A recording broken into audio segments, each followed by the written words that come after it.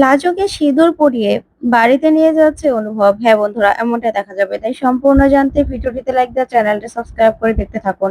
গল্পের শুরুতে দেখা যাবে সুদেবের বাড়িতে সবাই বসে আছে।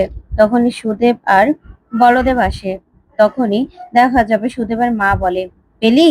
ওই শয়তান মেয়েটাকে পেলি? তখন সুদেব বলে, ওকে পেলে ওর চুলগুলো আমার মুঠিতে থাকতো না? পেলাম না। তখন দীপা আর ওর বৌদি চুপ করে দাঁড়িয়ে আছে। তখন সুদেবের মা বলে, হ্যাঁ রে বলদেব, তুই কিভাবে ওই গাচ্ছু মেয়েটাকে বেঁধে রেখেছিস বলতো? ও চলে গেছে। তখন সুদেব বলে, মা, ওই মেয়েকে বিশ্বাস নেই কো। দাদা যেভাবে বেঁধে রেখেছিল না, গামছাটাকে কুটু কুটু করে কেটে তারপর ওখান থেকে পালিয়েছে। তখনই বলদেব বলে, আচ্ছা আমি তো সেটাই বুঝতে পারছি না, এত রাতে ও যাবে কোথায়? আর এই অন্ধকারের মধ্যে গেলই বা কি করে? তখনই সুদেব বলে, ওই মেয়ে না সব পারে। তখন সুদেবের মা বলে, ওই মেয়ের কাছে অসম্ভব কিচ্ছু নেই, কোথায় চলে গেল কে জানে।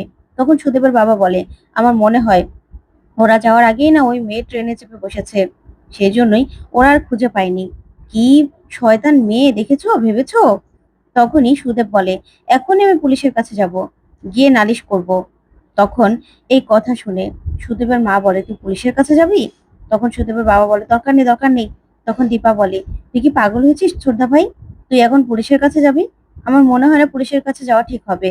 তখন বলদেব বলে, শোন, লাজুকে যদি ওরা খুঁজে বের করে, তারপর রাজুকে নিয়ে আসলেই লাজু যদি বলে দেয় তুই ওকে মেরেছিস, আটকে রেখেছিস, তখন তখন কি হবে? তখন তো তুই ফেঁসে যাবি। তখন সুদেব বলে, বললে হলো নাকি? পঞ্চায়েতের কথায় আমরা ওকে আটকে রেখেছিলাম, পঞ্চায়েত মশাই তো বলেছিল। তখন বলদেব বলে, তোর কি মনে হয় পঞ্চায়েতের তারা স্বীকার করবে? আর তারা কি তোকে বলেছিল যে লাজুকে মারধর করতে, আটকে রাখতে? তখন সুদেব কি বলবে কিছু বুঝতে পারে না। তখন বলদেব বলে, সেই জন্যই বলছি, এখন না থানা পুলিশ করার কোনো দরকার নেই, না হলে যে তুই ফেঁসে যাবি। তখন সুদেবের মা বলে, ওই দস্যি মেয়েকে বাড়ি থেকে ছাড়াই একদম উচিত হয়নি। ওই মেয়ে এখন আবার কোথায় চলে গেল কে জানে। অন্যদিকে দেখা যাবে অনুভব সবার কাছে বিদায় নিয়ে নেয়। তখন অনুভবের মা অনেক কাঁদতে থাকে আর বলে, আমি অনেক ভুল করেছি বাবা, তুই আজকে আমার সঙ্গে রাগ করেই তো চলে যাচ্ছিস তাই না? আমি তোকে বিয়ের কথা বলেছি সেজন্য। তখন অনুভব বলে, মা এরকম কেন করছো? তখন অনুভবের মা বলে, সেই জন্যই তো তুই আমাকে নিয়ে যাচ্ছিস না সঙ্গে করে, তোকে এয়ারপোর্টে ছাড়তে। তখন অনুভব বলে, দেখো আমাকে একাই যেতে দাও, তোমরা আবার কষ্ট করে কেন যাবে?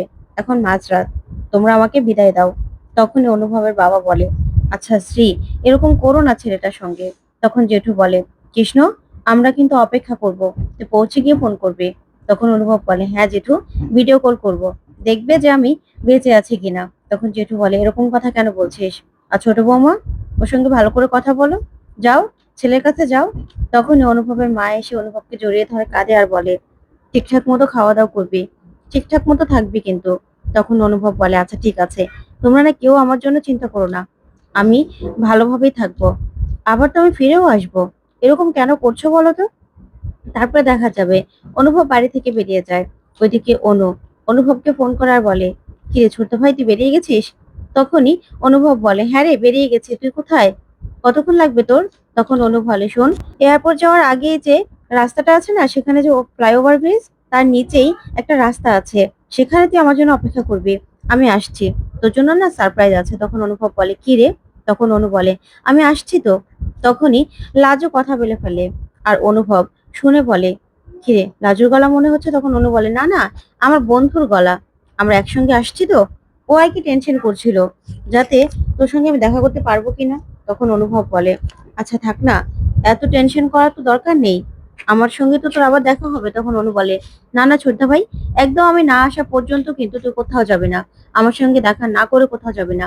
তখন অনুভব বলে, ঠিক আছে। এই বলে ফোনটা রেখে দেয়। তখন অনুভব লাজুর কথা ভাবে আর বলে, কেন মনে হলো যে লাজু আছে, বা অনুই বা কি সারপ্রাইজের কথা বলছে, কিছু তো বুঝতে পারছি না।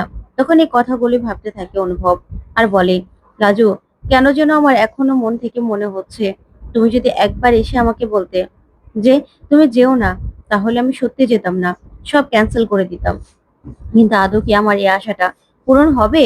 অন্যদিকে দেখা যাবে অনু বর্দা ভাইকে বলে, বর্দা ভাই, আমরা তাড়াতাড়ি করে চলে যেতে পারবো না? তখন বর্দা ভাই বলে, হ্যাঁ, জ্যামজট না থাকলে আমরা ঠিক চলে যেতে পারবো। ওইদিকে অনুভবেরও যাওয়ার সময় হয়ে যাবে। আর এদিকে দেখা যাবে বলরাম তাড়াতাড়ি করে গাড়িটা চালাচ্ছে। তখন অনু বলে, আচ্ছা বর্দা ভাই, কি হবে রে? আর কতক্ষণ সময় আছে? সামনে তো জ্যাম দেখতে পাচ্ছি। তখনই এমন জ্যাম লেগেছে যে কিছুতে ওরা এগোতে পারছে না। তখন লাজু বলে, এখন কি হবে? তারপরে একটা লোককে বলরাম জিজ্ঞাসা করে যে, দাদা কি হয়েছে, এরকম জ্যাম লেগেছে কেন? তখন লোকটা বলে, সামনে একটা বড় গাড়ি খাদে পড়ে গেছে, সেই জন্য ওই গাড়িটা আটকে গেছে বলে জ্যাম লেগে গেছে। তখন বলরাম বলে, এবার কি হবে? ওইদিকে অনুভব দাঁড়িয়ে আছে অনুর সঙ্গে দেখা করার জন্য। তারপর অনুকে বারবার করে ফোন করতে থাকে আর বলে, অনু আমি আর দাঁড়াতে পারছি না রে, আমার যাওয়ার সময় হয়ে যাচ্ছে। তখন অনু বলে, কিন্তু ছোটদা ভাই একটু অপেক্ষা কর, আমি আসছি, এদিকে জ্যামে আটকে গেছি। তখন অনুভব বলে, তাড়াতাড়ি আয়। এই বলেই অনুভব দাঁড়িয়ে আছে, কিন্তু অনুভবেরও সময় হয়ে যায়, কিছুতেই আর দাঁড়াতে পারছে না। তখন অনুভব বলে, না আমাকে চলে যেতেই হবে। অন্যদিকে তখনই লাজু গাড়ি থেকে নেমে দৌড়ে আসতে থাকে। তারপরেই অনুভব গাড়ি করে চলে যেতে লাগলেও লাজুর উপস্থিতি অনুভব অনুভব করতে পারে। তখনই গাড়ি থেকে নেমে এসে লাজুকে দেখে দৌড়ে আসে। আর লাজু বলে, তুমি যেও না খিটকেল, যেও না, আমি যে তোমাকে। এই বলেই লাজুর সঙ্গে সঙ্গে অনুভবের উপর ঢলে পড়ে, যেমন জ্ঞান হারিয়ে ফেলেছে। অন্যদিকে দেখা যাবে অনুভবের মা অনুভবকে বারবার করে ফোন করছে, কিন্তু ফোনে পাচ্ছে না। তখন অনুভবের বাবা বলে, থাক না, ছেলেটা তো সবেমাত্র বাড়ি থেকে বেরোলো, ও গিয়ে পৌঁছে না তোমাকে ফোন করবে। তখন অনুভবের মা বলে, তুমি আর কি বুঝবে, তুমি কবেই বা কি বুঝতে পেরেছো? ছেলেটা এইভাবে আমাদের সঙ্গে রাগ করে চলে গেল, আর ফোন করে দেখবো না ও কোথায় আছে? তখন অনুভবের বাবা বলে, তুমি তো ছেলেটাকে জোর করলে বিয়ের জন্য। কেন জোর করলে বলো তো? বনলতার মতো মেয়ের কাছ থেকে ছাড়া পেলো, তারপরেও তুমি আবার বিয়ের জন্য জোর করলে বলেই তো ছেলেটা আজকে বাড়ি থেকে চলে গেল। তখনই অনুভবের মা বলে, তুমি আর কি বুঝবে? তুমি কি কিছু বুঝেছো নাকি? আমার ভয়টা তুমি কোনোদিনও বুঝেছো? আমি যদি ছেলের জীবনে আরেকজনকে না এনে দিই, তাহলে তুমি জানো না ওর খালি জায়গাটায় লাজুকে এনে বসাবেও? তখন অনুভবের বাবা বলে, না না, এটা কোনোদিনও হতে পারে না, আমি তো বিশ্বাস করি না। হ্যাঁ, ওর প্রতি দুর্বলতা থাকতেই পারে, কিন্তু অনুভব সেজন্য কি সিঁদুর পরে বিয়ে করে নিয়ে আসবে সেটা আমি বিশ্বাস করি না। তখন স্ত্রী বলে, আমি সবটাই জানি, বিশ্বাসও করি, বুঝতে পেরেছো? সেই জন্য তো তাড়াহুড়ো করেছিলাম, আর তাড়াহুড়ো করতে গিয়ে ছেলেটাও তাড়াহুড়ো করে চলে গেল। মায়ের কষ্টটাও বুঝবে কি? তখন অনুভবের বাবা বলে, ঠিক আছে, ছেলে তো আর সারা জীবন ওখানে থাকবে না, এবার না হয় ওর মতো একটু থাকতে দাও, ছেলেমেয়েরা বড় হয়েছে, নিজেদের মতো একটু থাকতে দাও। অন্যদিকে দেখা যাবে অনুভব লাজুকে বলে, আরে আমি কোথাও যাচ্ছি না, আমি তো শুধুমাত্র তোমাকে নিয়ে আসার জন্যই এই নাটকটা করেছি। তখন লাজু বলে, তার মানে তুমি যাচ্ছিলে না, মিছি মিছি যাচ্ছিলে? তখন অনুভব বলে, তুমি যদি আজকে না আসতে না, তাহলে আমি ঠিকই চলে যেতাম। আচ্ছা লাজু, আমি তো ভুলেই গেছি, তুমি এখানে আসলে কি করে? তুমি তো সুদেবদের বাড়িতে ছিলে। তখনই লাজু কিছুই বলে না। তখন অনুভব দেখতে পায় লাজুর মুখে হাতে মারের দাগ। তখনই অনুভব বলে, এগুলো কিসের দাগ লাজু? কি হয়েছে তোমার, বলো কি হয়েছে? তখন লাজু বলে, ওসব কথা না হয় তুমি পরে শুনবে, তুমি সত্যি যাচ্ছ না তো? বলো তুমি যাবে না? তখন অনুভব বলে, লাজু এখনো সময় আছে, আমাকে বলো কি হয়েছে, তোমার সঙ্গে কি ঘটেছে আমাকে বলো, না হলে কিন্তু আজকে এখনকার ফ্লাইটে আমি না যেতে পারলেও সকালে কিন্তু ফ্লাইটে আমি চলে যাব, বলো।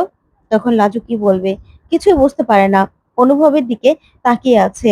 তখন লাজু বলে, বড়দাদা আর অনুদিদি তো আমাকে গিয়ে নিয়ে এলো, সেখানে অনেক কিছু ঘটে গেছে। তখনই লাজু সবটা অনুভবকে খুলে বলে। তখন তো অনুভব প্রচন্ড রেগে যায় আর বলে, লাজু তারপরেও তুমি ওই সুদেবটার কাছে থাকবে, ওখানে থাকবে? তোমার যদি আজকে কিছু হয়ে যেত তখন কি হতো? এরকম একটা মানুষ কোনোদিনও তোমাকে ডিজার্ভ করে না। তুমি কেন বুঝতে পারছো না? ওর নামে মামলা করা উচিত, পুলিশ দিয়ে ওই লোকটাকে ধরিয়ে দেওয়া উচিত। তখন লাজু বলে, তুমি মাথা গরম করো না কো, এরকম করো না, তুমি যাবে না তো, বলো। তখনই অনুভব বলে, না আমি যাব না, তবে আমার হাতে হাত রেখে কথা দাও যে তুমি এবার আমার হাতটা ধরবে, তুমি আমার কাছে ফিরে আসবে। তখনই লাজু অনুভবের হাতটা ধরে কথা দেয় যে ও অনুভবের কাছে ফিরে আসবে, আর এই সব কিছু থেকে, সব ঝামেলা থেকে নিজেকে বের করে আনবে। তো বন্ধুরা, কেমন লাগলো আজকের আপডেট? কমেন্ট করে জানাতে ভুলবে না। আর পরবর্তী আপডেট পেতে অবশ্যই চ্যানেলটি সাবস্ক্রাইব করবে। ধন্যবাদ।